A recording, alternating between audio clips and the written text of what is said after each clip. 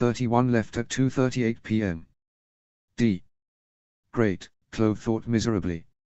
Now she was even further from her final destination than before. She rubbed her scratchy cheeks with her dry left thumb and pulled her hands down her face.